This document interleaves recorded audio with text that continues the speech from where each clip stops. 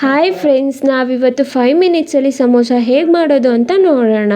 1 ಕಪ್ಪಲ್ಲಿ ಮೈದಾ ಹಿಟ್ಟು, 1 ಕಪ್ ಅಕ್ಕಿ ಹಿಟ್ಟು ಮತ್ತು ಅಚ್ಕಾರದ ಪುಡಿ, ಬೆಂದಿರೋಂಥ ಆಲೂಗೆಡ್ಡೆ, ಜೀರಿಗೆ, 3 ಈರುಳ್ಳಿ, ರುಚಿಗೆ ತಕ್ಕಷ್ಟು ಉಪ್ಪು ಮತ್ತು ಕೊತ್ತಂಬರಿ ಸೊಪ್ಪು. ಈ ಇಂಗ್ರೀಡಿಯೆಂಟ್ ಎಲ್ಲ ಯೂಸ್ ಮಾಡಿ ಹೇಗೆ ನಾವು ಸಮೋಸ ಮನೆಯಲ್ಲೇ ಮಾಡೋದು ಅಂತ ನೋಡೋಣ.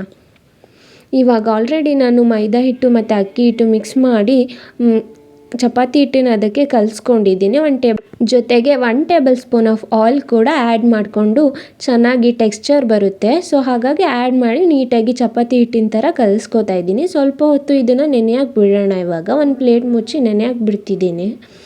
ಇವಾಗ ಸಮೋಸಾಗೆ ಬೇಕಾಗಿರೋ ಅಂಥದನ್ನೆಲ್ಲ ರೆಡಿ ಮಾಡ್ಕೊಳ್ಳೋಣ. 3 ಬೆಂದಿರೋ ಅಂಥ ಆಲೂಗೆಡ್ಡೆನ ತಗೊಂಡು ಚೆನ್ನಾಗಿ ಸ್ಮ್ಯಾಶ್ ಮಾಡ್ಕೊಂಡಿದ್ದೀನಿ, ಸಿಪ್ಪೆ ಎಲ್ಲ ತೆಗ್ದು. 1 ಸ್ಪೂನ್ ಆಫ್ ಅಚ್ಕಾರದ ಪುಡಿ, 1 ಸ್ಪೂನ್ ಜೀರಿಗೆ ಮತ್ತು ರುಚಿಗೆ ತಕ್ಕಷ್ಟು ಉಪ್ಪನ್ನು ಆ್ಯಡ್ ಮಾಡ್ಕೋತಾ ಇದ್ದೀನಿ. ಇದನ್ನೆಲ್ಲ ಚೆನ್ನಾಗಿ ಇವಾಗ ಮಿಕ್ಸ್ ಮಾಡ್ಕೊಳ್ಳೋಣ.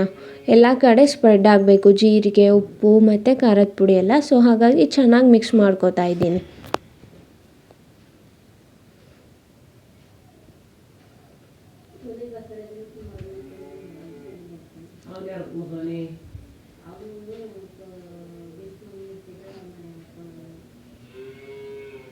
ಇವಾಗ ಇದನ್ನು ಮಿಕ್ಸ್ ಮಾಡಿದ್ದೀನಿ. ನಾನಿವಾಗ ನಿಮ್ಗೆ ಆವಾಗಲೇ 3 ಈರುಳ್ಳಿ ತೋರಿಸಿದ್ದೀನಲ್ವ, ಅದನ್ನು ಸಣ್ಣದಾಗಿ ಹಚ್ಕೊಂಡಿದ್ದೀನಿ. ಅದನ್ನು ಕೂಡ ಇದಕ್ಕೆ ಆ್ಯಡ್ ಮಾಡ್ಕೋತಾ ಮಿಕ್ಸ್ ಮಾಡ್ಕೋತೀನಿ. ಚೆನ್ನಾಗಿ ಮಿಕ್ಸ್ ಮಾಡ್ಕೋತೀನಿ.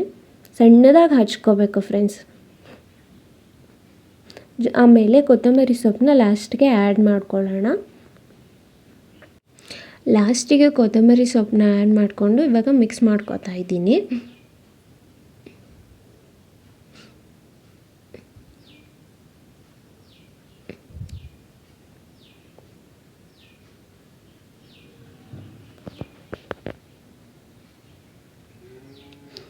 ಮನೇಲೇ ಈಸಿಯಾಗಿ 5 ಮಿನಿಟ್ಸಲ್ಲಿ ಸಮೋಸ ಮಾಡೋದು ಹೇಗೆ ಅಂತ ನೋಡೋಣ. ಇವಾಗ ಇದೆಲ್ಲ ರೆಡಿಯಾಗಿದೆ. ಇವಾಗ ನಾವು ಮೈದಾ ಹಿಟ್ಟು ತಗೊಂಡು ಸಮೋಸ ಮಾಡೋಣ. 1 ಬಟ್ ಸೈಜ್ ಮಾಡಿದ್ದೀನಿ. ಒಂದು ಉಂಡೆ ಥರ ಮಾಡಿಕೊಂಡು ಚಪಾತಿ ಥರ ಮಾಡ್ಕೋತಾ ಇದ್ದೀನಿ. ಲಟ್ಟಣಿಗೆಯಲ್ಲಿ ಚೆನ್ನಾಗಿ ಲಟ್ಟಿಸ್ಕೋತೀನಿ ನಾನು, ಒಂದು ಚಪಾತಿ ಶೇಪ್ ಬರೋ ಥರ.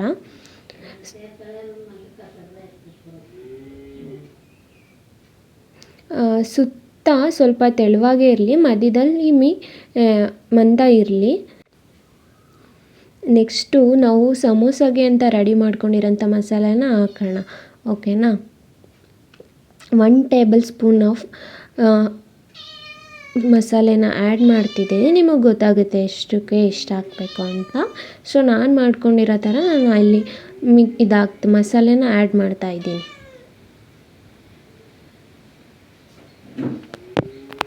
ಈಗ ಸಮೋಸ ಶೇಪ್ಗೆ ನಾವೆಲ್ಲ ರೆಡಿ ಮಾಡಿದ್ದೀನಿ ಮಸಾಲೆ ಹಾಕಿ.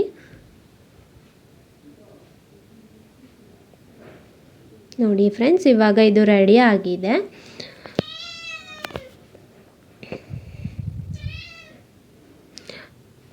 ನಾನು ಆವಾಗಲೇ ಬಾಣಲಿಲಿ ಎಣ್ಣೆ ಕಾಯಕ್ಕೆ ಇಟ್ಟಿದ್ದೆ. ಕಾದಿದೆಯಾ ಇಲ್ವಾ ಅಂತ ನೋಡೋಣ. ಕಾದಿದೆಯಾ ಇಲ್ವಾ ಅಂತ ಒಂದು ಸ್ವಲ್ಪ ಮೈದಾ ಹಿಟ್ಟು ಹಾಕಿ ನೋಡ್ತಾ ಇದ್ದೀನಿ. ಇವಾಗ 1 ಕಾದಿದೆ. ಇವಾಗ 1 ಸಮೋಸ ಹಾಕಿ ಬೇಯಿಸ್ಕೊಳ್ಳೋಣ. ಫಸ್ಟ್ ಒಂದೇ ಸಮೋಸ ಹಾಕಿ ಬೇಯಿಸ್ಕೊತಿದ್ದೀನಿ. ಬೇಗ ಆಗುತ್ತೆ ಒಂದೇ ಇದ್ದರೆ. 2-3 ಇದ್ದರೆ ಸ್ವಲ್ಪ ನಿಧಾನ ಆಗುತ್ತೆ. ಸೊ ನೀವು ಬೇಕಂದರೆ 2-3 ಹಾಕಿ ಬೇಯಿಸ್ಕೋಬೋದು.